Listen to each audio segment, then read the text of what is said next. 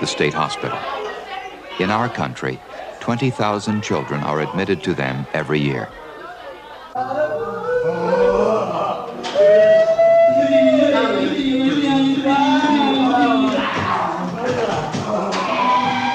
These young men are autistic.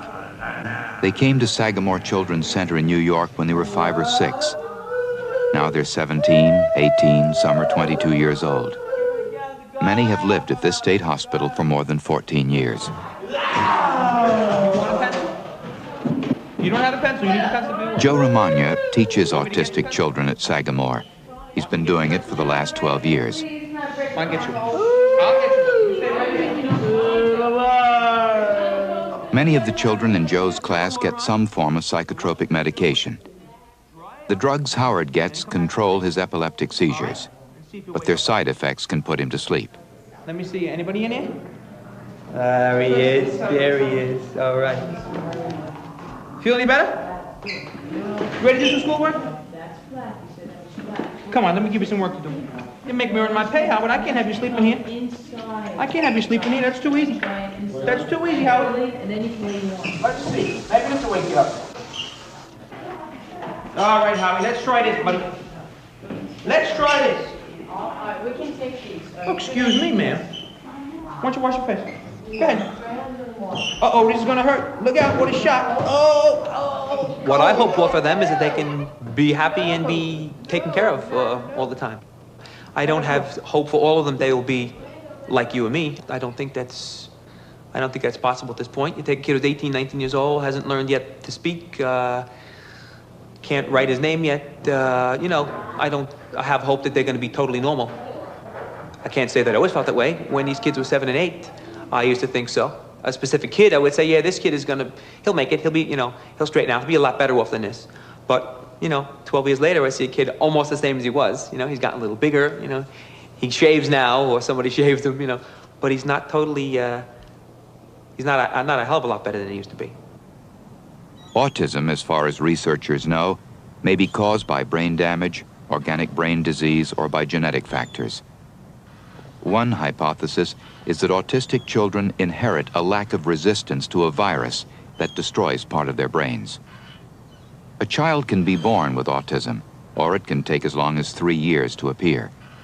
But early on, there's usually a feeling, a recognition that something is not right with your child. Spell Lisa for me. Spell Lisa for me, Lisa. Now put your pencil down a minute. Oh, just spell Lisa for me. Don't write it, spell it. How do you spell Lisa? What letter does it start with? L. Good. Then what's next? I. Uh-huh. Then what? K. No, that's a different word. You're looking at the wrong word. Spell Lisa for me. L. Good. I. Yes. What's after I? Lisa. L-I. S. Good. What's next? A. Good girl. Very nice. Lisa, okay. What's the next word we have? So much effort for so little. A lot of people say that. A lot of people say that. It's not a little to me. It's not a little. It's not a little. A kid, he's a kid. And, he deserves a chance to be here like everybody else. He deserves a chance to get better, to enjoy himself. What are you doing, Howard? The kids need to have somebody close to them. And it's important to me, while I'm doing what I'm doing, that I'm close to the kids, too. Come on. They are, a lot of them, very special to me, the kids. Some more than others, the ones I know longer, I feel very close to them.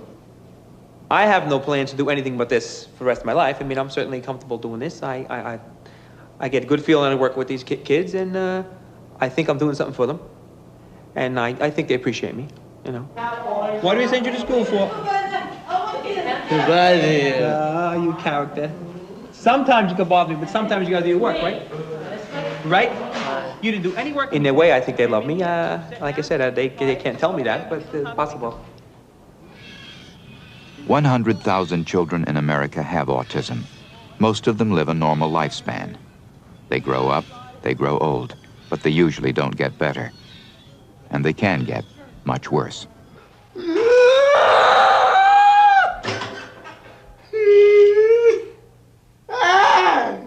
boy's name is Billy Calhoun. He was admitted to Sagamore's autistic unit when he was 7. Now he's 20. Billy was transferred to the Sagamore Infirmary after he became self-abusive. He's lived here in restraints for the past 2.5 years. For this one, we haven't found an answer yet, and we've been working very hard at it. He's beaten himself in every part of his body. He's thrown himself into the ground, into the floor, torn at his body with his hands. He's rubbed himself against objects to raw skin. He's beaten his head to the point of detaching his retina. Not once, but twice. Any way that I could think of that he could abuse himself and injure himself, he's done it. Why is this child? Why did God create it? And that's all I've always wondered, you know. What does it mean? It has to have a meaning. Everything has a meaning. What is his meaning? Why is Billy here? I don't know. It's okay, Billy. Come on. 3 times a day, Billy Calhoun is made to walk so his muscles don't deteriorate. The rest of the time, he's kept tied up. During those walks, he's watched carefully because of his previous violence towards the staff. Doctors at Sagamore have tried drugs and special diets to try to help him, but so far nothing has worked. Now they're considering more radical treatment, including aversive shock therapy. A device is applied to the body, which produces a very intense, painful reaction. I've been told that it's a type of pain which you don't know. It's not like sticking your hand in a socket. The idea would be to stop his self-destructive behavior, using pain as a punishment. And if Billy's condition doesn't improve, Sagamore doctors say they'll reluctantly consider a lobotomy. A lobotomy, to my knowledge, is irreversible and destroys part of the organism. But I suppose that if it came down to the point where there absolutely were no other alternatives, then I can see where that could be a consideration, if it meant keeping him alive. He's coping, I guess. But don't let it get any worse where he's miserable all the time. If he's not going to get any better, fine, but if he gets sick, as bad sickness, make it a sickness that would take him, as opposed to a lingering, any more pain. In this business, there's no guarantees of success. We're not God. We're the hospital. We're trying to do the very best we can. What about making him better? I can't do it. I can't do it now. I'd like to find a way. We all would. Many years ago, there was a member of our family that has handicapped children. And she went to church and asked the priest, why me? And she said, the priest said to her, don't you know God looks all over the world to give these problems to, and he never gives them to anyone who can't handle them. That was very satisfying to me. I thought, okay, there's my answer. I didn't ask for this. We never knew that we had handicapping conditions in the family. And they're showing up in these generations. And I figured, okay, if that's what you gave me, I guess you figure I can handle it. So it's just the way we've lived it. More than half of the children you've seen in this film will retain their illnesses into adult life, and most of them will be sent to adult institutions.